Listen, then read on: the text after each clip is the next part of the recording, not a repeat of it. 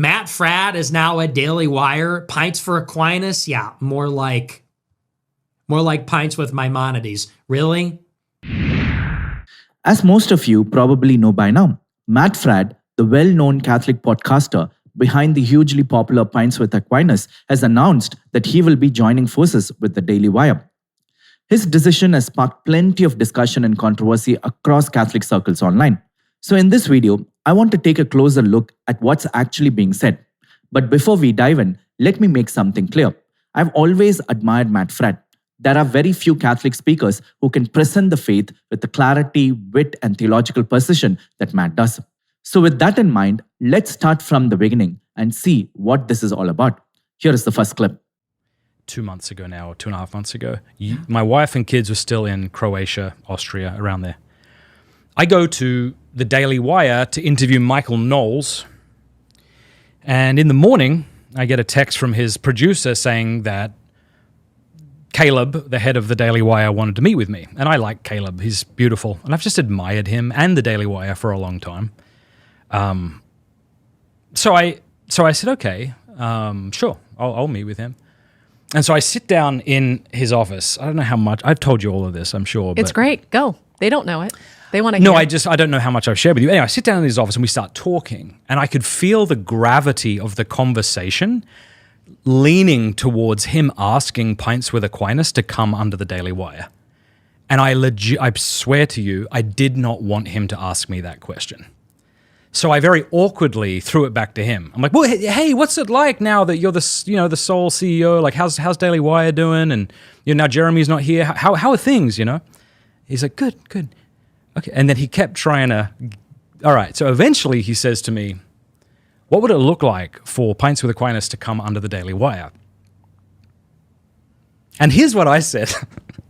I said, I don't know, man. I don't even know if I want to keep running Pints with Aquinas. I'm tired. Do I have to keep doing this? Like, what's the off-ramp for people like me? Is it? Do I have to wait until I have dementia and then someone's like, you should really stop? I mean, I don't even know if I want to do this, which is like the worst sales pitch imaginable. But I wasn't trying to sell myself and I wasn't trying to sell Pints with Aquinas. I was just being really honest.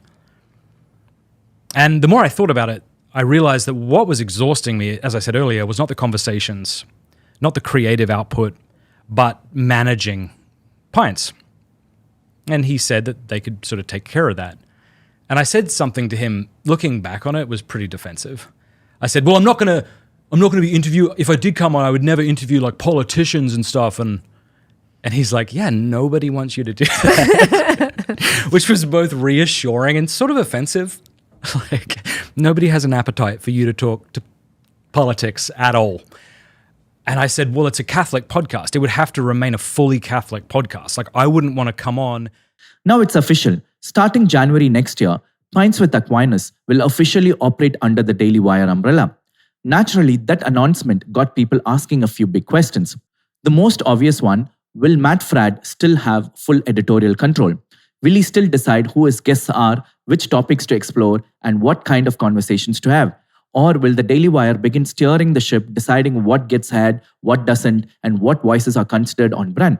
Those are fair questions, especially for a show that's become a trusted space for deep Catholic dialogue. So to address those concerns directly, let's hear from Matt himself. I know, this might be of concern to people. I think if one of the people I watched on YouTube was joining a company, I think one of the questions I would have is, do you really have editorial control of your own thing, or are you just going to do what they tell you? I want to make it really clear that I signed a contract where it was made very clear, you have full editorial control of your podcast. They kept saying to me, because I kept like doubting that they would want this. This is funny, right? Even in the second or third meeting, I'm trying to lose the job they're offering me. I'm like, why would you even want this? Like, I'm confused. Why not just find some young guy, and blow him up and he can interview all your politicians and whoever else. And they said, we don't want that. We want to bring you on. And they kept saying this, we don't want to get in the way of you and your audience. So after 2 months of negotiations, I believe them. And I'm really pumped. Not behind a paywall. Yeah. Other people are concerned that it won't be Pints anymore, that maybe it'll become something else. Yes, and I think that's a fair concern. That was the concern I had. Keep watching. It won't. Yes, it won't. Let me prove it to you. Like, fine. Like, be suspicious. I think that's okay. I think that makes sense. Like, if I knew, let's say I had none of these conversations with the Dailywire and I heard that Trent Horn was joining them, that would be the very first thing I would think, that this was going to become something other than it is, or they were going to curb his speech or something like that. But it won't happen. I'll say it for the third time. I have full editorial control on who my guests are. And it's, yeah. So let me prove it to you. How about that? So you can be suspicious until I prove otherwise. No, the last thing I want to do is take 9 years of work and then drive it off a cliff. I don't want to do that any more than you don't want me to do that. So to reiterate, sorry, real quick, to reiterate, like, I want people to love Jesus Christ and become Catholic, and that's what this podcast is about and will continue to be. I'll just say this, like, let's say to the most cynical, critical person out there who just thinks this is going to get worse. Well, okay, let me ask you this. What if it didn't? What if it didn't? What if it got better in the sense that it got to proclaim Jesus Christ and invite people into Holy Mother Church louder and with more? What if that happened? Would you like that, or would you not like that? And if you're a Catholic, I think you would say, all right, sure, if that happened, I'd be excited. All right, well, let's make it happen. You pray for me, and I promise you, I promise you, I will do that. You know, the day I don't, I hope I'll quit and move to a little camper somewhere with you. That sounds good. Sure. I like you. Thanks. Yeah. I like you too. From that clip, it's pretty clear that Matt Fradd will have full editorial control over Pints with Aquinas, even while working under the Dailywire umbrella. But let's just play this out for a second. What if things went differently? What if Dailywire started quietly shaping the tone of the show, nudging conversations in certain directions, or putting subtle limits on how far Matt could go with explicitly Catholic topics? Having observed Matt Fradd for quite a while, I would say he's not the kind of guy who will just roll over for that. He has built Pints with Aquinas from scratch. Every interview, every episode, every guest has his fingerprints all over it. His track record shows he values truth and authenticity over clicks or corporate comfort. So it's really hard to imagine him turning into a mouthpiece for anyone, even a platform as big as the Dailywire. Having said that, still this partnership will test whether both sides can maintain that balance, letting Matt stay true to his Catholic identity while fitting into a broader media ecosystem. That's never easy, especially when faith meets business. At the same time, Matt himself acknowledges that it's fair for Catholics, especially in America, to be cautious about this move.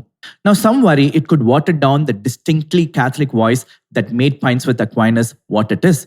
But as Matt pointed out, he's simply asking for a chance to prove otherwise. And honestly, who knows, this partnership might end up doing the opposite of what critics expect. It could open new doors, bring thoughtful conversations to audiences who might never have heard them before, and put the faith right in the middle of cultural conversation where it needs to be. Now, speaking of controversy, not everyone has reacted charitably to Matt's decision. Next, I want to play a clip from Nick Fuentes, who has offered a very political take, arguing that it's not wise for Catholics to work for what he calls a Jewish company, particularly one founded by Ben Shapiro, a strong defender of Israel. Let's listen. Matt Fradd is now at Dailywire. Pints for Aquinas? Yeah, more like Pints with Maimonides. Really? What a betrayal. What a fundamental betrayal. And it's all of them. It's all three of them. Knowles, Walsh, and now Pints with Aquinas, all at Dailywire, all working for Shapiro, said Jesus was a rebel that got killed for his trouble. Why don't they just form their own media company? I'll give them the money. If money is what they need, we could get the money. I'm sure there is an angel investor out there who would fund a network of me, Matt Walsh, and Michael Knowles. There's got to be $10 million out there for that. Minimum. I'm sure there is an angel investor, a venture capitalist that would raise millions of dollars to pay me, Matt Walsh, Michael Knowles, Matt Fradd to have like a Catholic America First media empire. Would that not be preferable? than to have them all working for Ben Shapiro? It's disappointing. You're Catholic. So, but they're all weak, I think. Now, about that clip, I just have one thing to say. Criticize only to the extent that you're willing to do something about it. If those investors are real, and if Nick actually believes in the idea, then why hasn't he done anything about it? Why hasn't he approached those investors and taken concrete action to build a company that could bring Michael Knowles, Matt Walsh, and Matt Fradd together under one Catholic umbrella? I honestly find it amusing. Just because Nick says he could get an angel investor to fund a Catholic media company, people are supposed to take that as a proof he can actually do it. That's not leadership. That's just moral posturing. Anyone can sit behind a microphone and say, if I wanted to, I could start my own company. Sure, but talk is cheap. If he really believes in this idea, then why hasn't he taken the first step? Where is the business plan? Where is the outreach to those supposed investors? Where is the groundwork, the meetings, the proposal, the strategy? Because until those things exist, all we are left with is noise and ego. This is what moral virtue signaling looks like. Claiming the moral high ground without ever lifting a finger. He criticizes others for working within established platforms but refuses to build one himself. If he truly believes Catholic creators need independence, then he should lead by example, not just commentary. And this is exactly why you should never take advice from people who aren't willing to act on their own words. The Bible puts it plainly, the harvest is plentiful, but the laborers are few. With that, I wish Matt Fradd all the very best with this new endeavor.